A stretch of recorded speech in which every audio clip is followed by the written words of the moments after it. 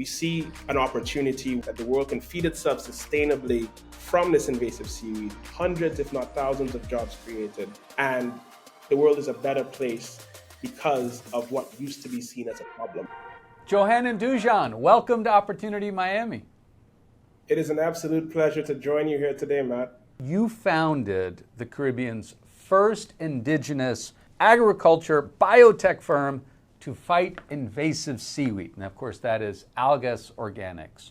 Let's start with the problem that you're solving and how you're going about solving it. So we are sustainably addressing the problem of invasive Sargassum seaweed. That has been a problem in my home island of Saint Lucia in the Eastern Caribbean for about 10 years now, actually. First of all, we observed just millions and millions of pounds of the seaweed washing up on the beaches back in 2014, and how it just decimated, coastal communities, how it put a real damper on tourism, which is the economic mainstay of our home island. And so I watched the government back in the Caribbean spend millions of dollars to take the seaweed and throw it into a landfill. And the next day there was more seaweed on the beach. It just kept coming. Right. And so the founding vision of Algas Organics was, how do we create a sustainable circular economy model where we can take this problem, which we saw as an opportunity, and convert that into a win-win-win for the environment and for the economy. And so what we've been able to do is to create a patented process that allows us to harvest the sargassum. So we divert it from the landfill to our processing facility. We employ women and marginalized youth in generally impoverished communities in the collection and processing.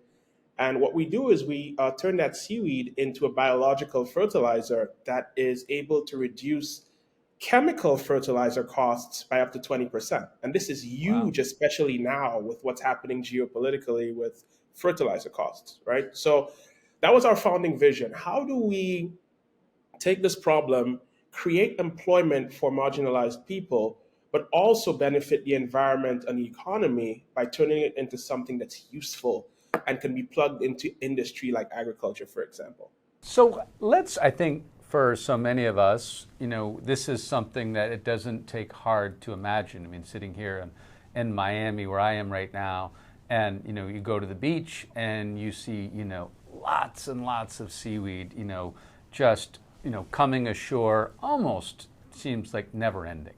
At the very beginning of this whole process, how do you harvest it? Yeah, so we are a big part of our mission is upward social mobility for impoverished communities. So we deliberately employ people in the community to actually harvest. So we harvest along the beach when it washes up. That's where our teams go out on a daily basis to harvest this material. It then goes on a truck to our processing facility, where we put it through a dehydration process, essentially. What we tried to do is to preserve it, but also to preserve the biological, all the good stuff, basically. You don't want to cook it and then mess everything up. You want to preserve the good stuff, and then it goes into our processing tanks for our hybrid fermentation patented process. And what that allows us to do is to extract all of the beneficial, the good stuff, all the beneficial compounds, concentrate that into liquid form, and then we export this to the US and to 8 other countries. But what's really important here with this process, and again, it's patented with the USPTO, Canada, Europe, but what's really important about this process is it eliminates heavy metal. So we have a proprietary microbe found only in Saint Lucia that uses the heavy metals as energy. So it breaks down the heavy metals so it doesn't accumulate in anything else.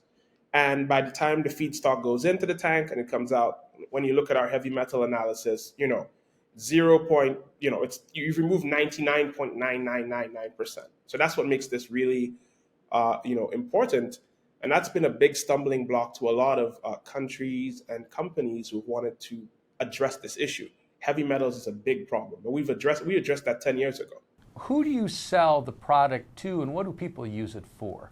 So we sell the product to farmers, predominantly vegetable farmers, hemp growers, more recently field crop growers, and they use the product to initially increase their yields, so get more out of their fields.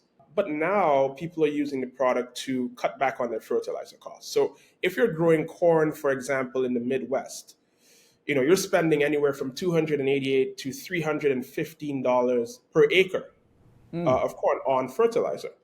Well, you could spend $11 an acre using our product and cut your bill by $60 an acre.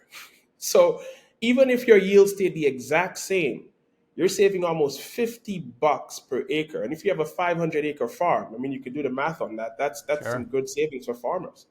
And so that's what farmers are using this product for now, to reduce their fertilizer cost, to protect their yield, and to really help them to survive this really terrible inflationary environment for farm inputs. And what are the places right now that you're selling Algas Organics fertilizer? So we have some customers in Florida. We have customers in Michigan. Most of our customers are actually in Michigan, Oklahoma. So those are the main, Vermont. So Michigan, Oklahoma, Vermont, Florida. Those are the main states in the U.S. And then internationally, we sell to South America and some of the Caribbean countries as well. It feels like something like this. It feels like there's almost an unlimited supply of seaweed out there. What There are the is. friction points? And there is, right? So what are the friction points and scooping up more and more of it to then turn it into fertilizer, which, as you're describing, actually is a product that you can sell at what is below market for a lot of the fertilizers that the farmers are using?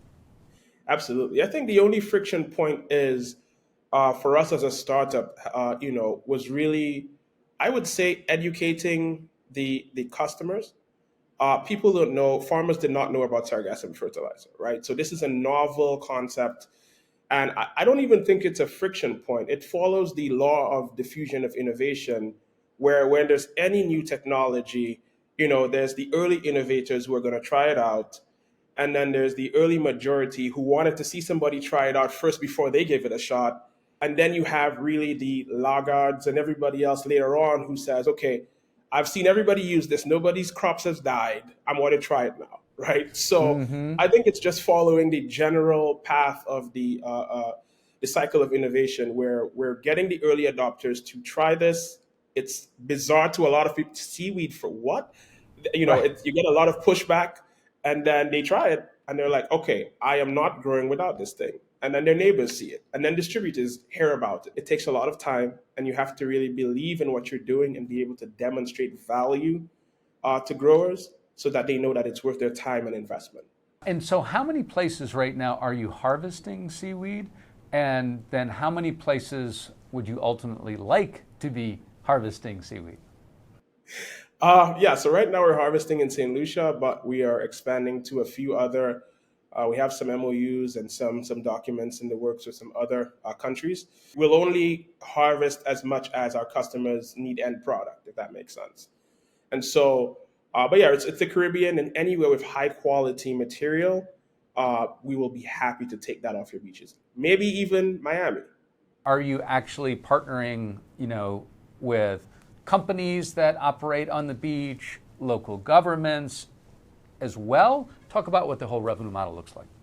We are basically vertically integrated in the Caribbean, so we handle collection, processing, export. We realize that because there is so much sargassum hitting so many different places, that's not how we're going to be able to scale that. And so now what we're doing is we're working with governments, we're working with municipalities in different countries who have a problem, who are already spending money on the sargassum, and who want to stop sending seaweed to landfills, right? And that's a lot of places right now where the landfill can only get so much material. And so our model now is evolving almost to a services type model, where we're being sort of paid almost a tipping fee of sorts to get material away from the landfill and then process that. And of course, the municipality or the government gets taxes from the revenue that we generate. Let's talk a little bit about your story. And I know it's a story that, before we got started, that you mentioned has that includes Miami. But tell us about where from, how you got interested in, how you became an entrepreneur, all that. I've been an entrepreneur from as long as I can remember. And I got interested in Sargassum seaweed, and I got interested in this space when, again, back in 2014, we saw this wash up. It washes up on the beaches. I was a physical education teacher at the time, so I had no business going into this. But my background is, of course, in biology. But I was a physical education teacher. This washes up on the beaches. And this really weird thing happened to me where there was just 3 nights in a row I couldn't sleep. There was just this feeling, you need to do something with the seaweed. We drove to the beach. We got our first van load of this material. I spread it out in front of the house. So the first thing we did, we dried it and we tried to bag it and sell it. That failed miserably. It decomposed on the shelves. It was a total nightmare. And we live in a farming community. I drive up to the farmers in the community and I say, guys, this is going to increase your yield if you put it in the soil. And they say to me, you know what, man, I'll try. And I came back home that day with a bag full of money. I threw it on the bed. I'm like, Dad, you see, we could do something here. And that was really the beginning of Algas Organics and the beginning of my journey where I realized, wow, farmers, are the most incredible people. My neighbors are farmers, and they have always gotten the really short end of the stick. This was an opportunity I saw to empower them, not just in Saint Lucia, but globally, to put food on our tables, because I think farmers are the most important people on earth. So talk about also your relationship with Miami. I mean, you spend about half your time in Saint Lucia and half your time in Miami. And by the way, have to give a shout out to Daniel Kleinman of Seaworthy Collective, who actually connected us. But talk about your relationship with Miami. Absolutely. I mean, I gave you the inception story. We started selling this product in St. Lucia, started exporting to the Caribbean, other countries between 2015 up until 2020. And then the pandemic hit. And that nearly killed the company. All of the markets that we were selling product to, they were all tourism dependent markets. And then the farmers we were selling to didn't have a market because the hotels closed down. And 2021 rolls around and there's this, I'll never forget it. There was this agriculture trade show in Tampa. You know what? I told my family, guys, it's sink or swim here. We're either going to go to this trade show and find farmers who are going to like this product, or we're going out of business. And we got on a plane, we came across, and my family still gets emotional to this day about this. We go to this trade show, we meet these amazing farmers, tomato farmers from, they grow in Immokalee, Florida. Met some other farmers from Pahokee who ended up trying and liking the product. And we just spent the rest of the time here nurturing relationships. It saved our company from destruction, I'll tell you that. And so, it's a special, special place to us, for sure. And as we think about, the very specific space here of our beaches and the sargassum and seaweed that's rolling up on our beaches, as something that actually can create jobs, propel our economy, what do you hope this ultimately all looks like as we think about the next 5, 10, even 20 years? I could see it clearly right now, and I'm going to paint this picture for you as I see it. I see a Miami where sargassum is no longer a problem, where it washes up on the beaches, and as soon as it arrives, it's taken off, diverted from landfills to a processing facility that employs hundreds and hundreds of people, that turns that raw material sustainably into a additive that disrupts the $26 billion US fertilizer market. We see an opportunity where, in a world where farmers across the US, those 200 million acres of corn, rice, soy, wheat, are able to use this product to survive. And that is what we see, that the world can feed itself sustainably using this product from this invasive seaweed, hundreds, if not thousands of jobs created. And the world is a better place because of what used to be seen as a problem before. Well, that's a big vision. Johanan Dujon, thank you so much for the time. It's been an absolute pleasure, Matt. Thank you.